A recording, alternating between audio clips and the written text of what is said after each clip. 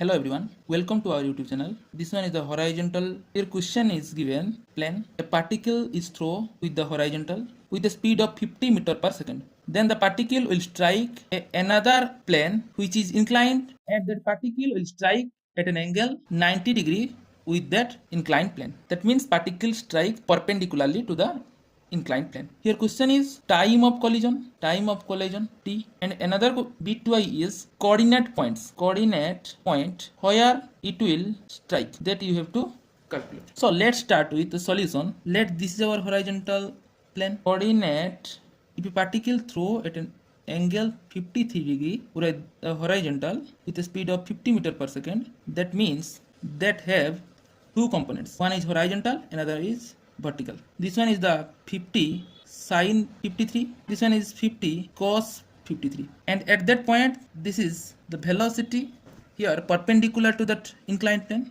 Let the velocity at that point is v, which gives that velocity v. If I resolve that velocity, I will get one is vertical, another is horizontal.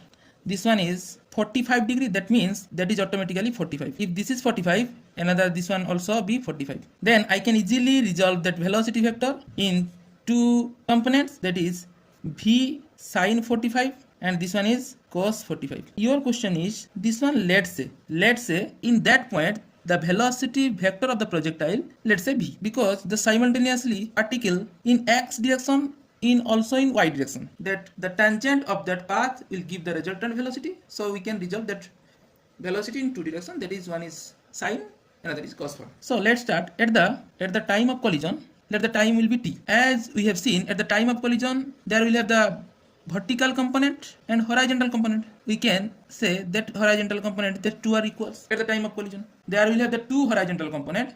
One is v sine 45 degree, that is exactly equal to the 50 cos. Calculate the vy, that is our vy, that is minus g cos 45. A is minus g and t is t.